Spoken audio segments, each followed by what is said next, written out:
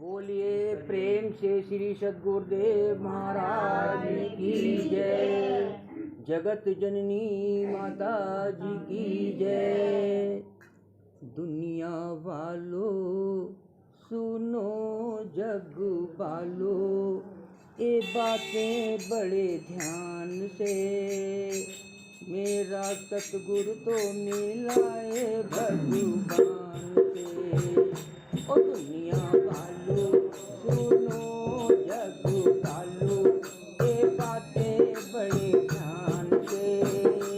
मेरा सतगुरु तो मिलाए भगवान से।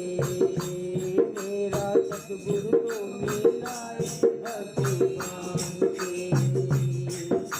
लाखों बंदों को राम से मिलाया है। लाखों बंदों को राम से मिलाया है।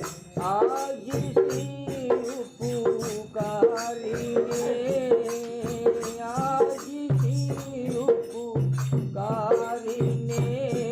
सच कहता हूँ झूठ नहीं है, सच्चा भी यही है। आओ आओ नया जीवन बना लो तुम इसके ज्ञान से। मेरा सतगुरु तो मिलाए भगवान से। मेरा सतगुरु तो मिलाए भगवान से। ओ अनजानो अब तो इसे पहचानो, बैठा है बड़ी शान से। मेरा सतगुरु तो मिलाए भगवान से। मेरा सतगुरु तो मिलाए भगवान से। ओ दुनिया वालों सुनो जग वालों, ये बातें बड़े ध्यान से। मेरा सतगुरु तो मिलाए भगवान से। मेरा सतगुरु तो मिलाए भगवान से।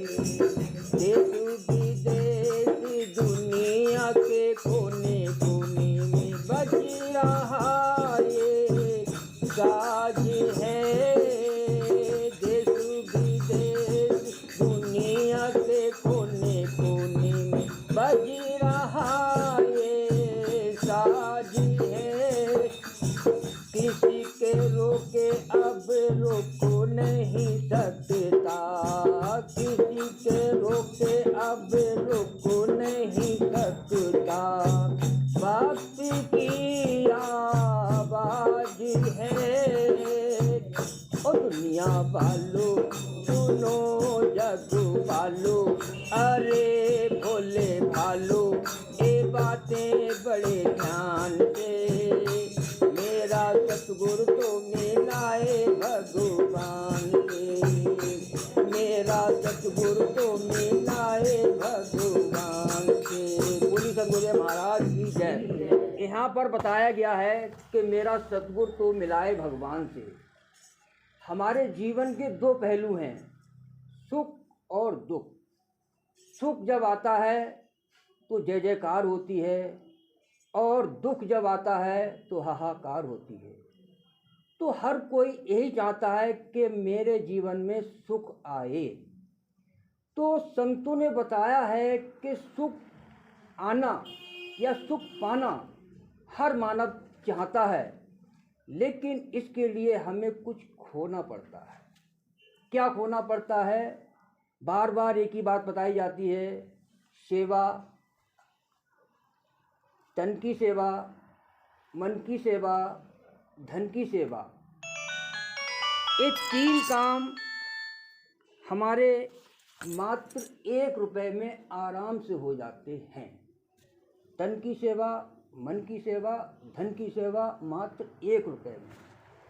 अब कैसे होता है कि जैसे बेटी है, बेटी से बहू, बहू से सासू माँ, सासू माँ से दादू माँ, बेटा, बेटे से पति, पति से पिता, पिता से दादाजी। ये क्रम चलता रहता है जीवन में। लेकिन सबसे बड़ी बात यह है कि हमारे जीवन में सुख कैसे आए।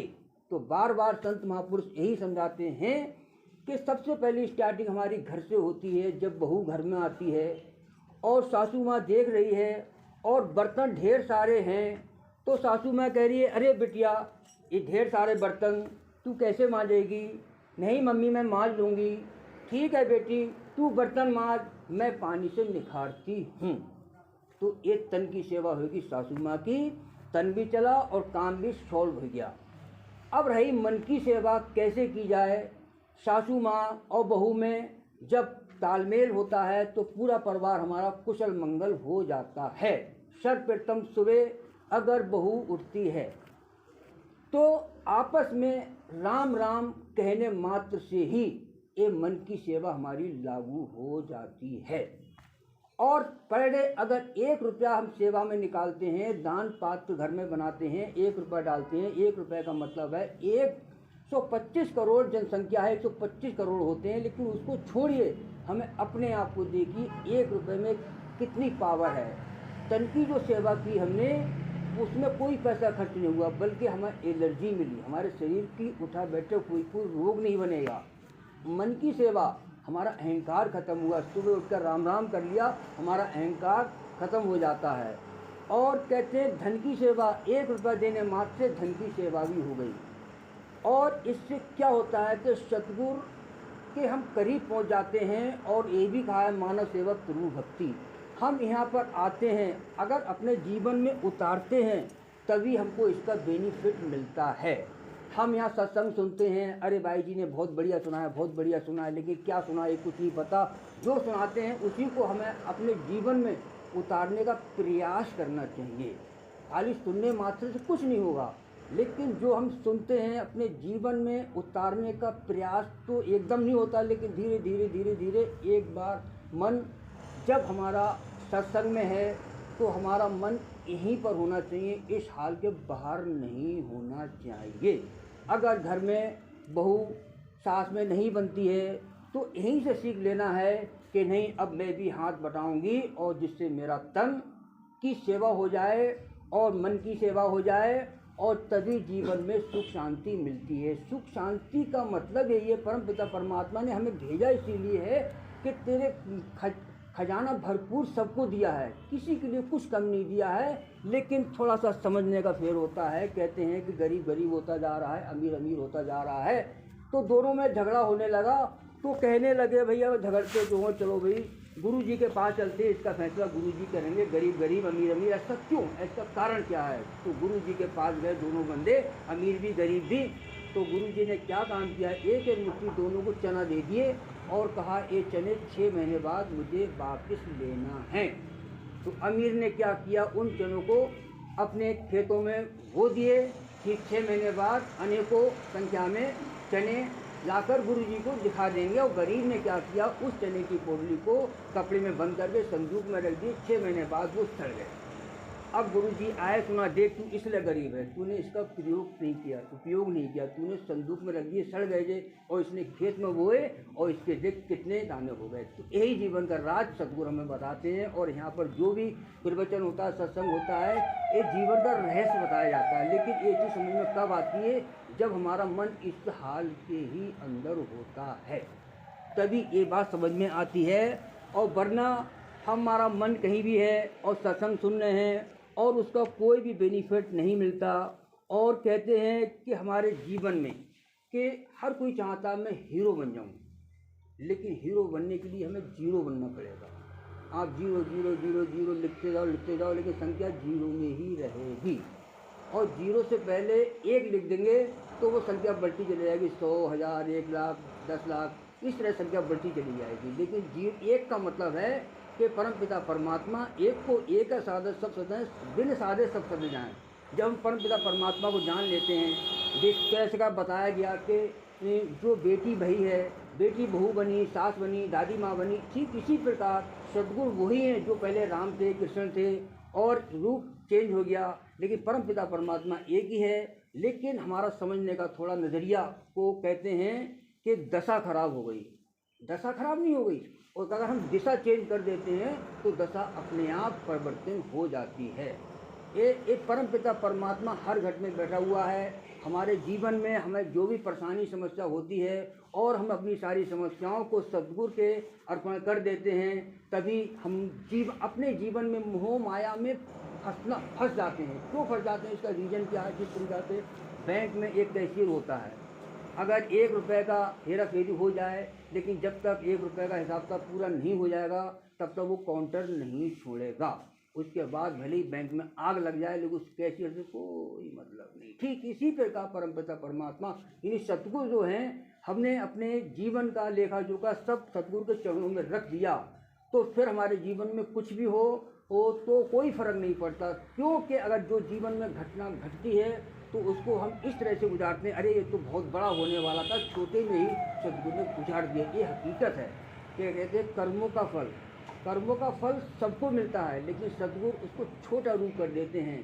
लेकिन हम अपने ऊपर अगर कोई बात ले लेते हैं और सतगुरु को समर्पण नहीं करते तो हम अपने जीवन में दुनिया भर की टेंशन, बवाला के हार्ट अटैक जो भी है, दुनिया भर की बीमारी बन जाती हैं। लेकिन कहा है कि सतगुरु में भाई तन मन धन तू अर्पण कर दे और फिर अपना जीवन देख कि तेरा किस तरह से जीवन गुजरेगा।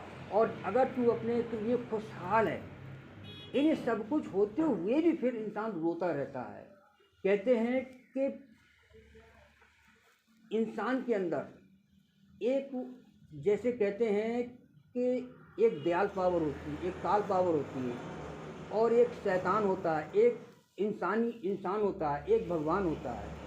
अगर हम अपनी खुशी में खुश रहकर भी अपनों की निंदा करें तो उसे शैतान कहते हैं। यानी खुश रहने के बाद अपनों की निंदा करें उसे शैतान कहते हैं। और अपने आप में बदल लेना, यानी जो भी मुसीबत आ रही है तो समझ लो ये तो बहुत अच्छी बात है, ये तो परमपिता परमात्मा ने कृपा करी, छोटी मुसीबत में टाल दिया। तो इससे क्या होता है, हमारी ऊर्जा हमें और मिल जाती है और हमारे मन के अंदर हर समय सतगुरु का भजन सुमरन करते रहो। यानी अपने को वो करना है, यानी अपने को कॉन्फिडेंस में लाना है कि आई एम बेस्ट आत्मा, आई एम बेस्ट आत्मा, आई एम बेस्ट आत्मा। मैं उस परमपिता परमात्मा का बेटी हूँ या बेटा हूँ जिसके खजाने में कोई कमी नहीं है।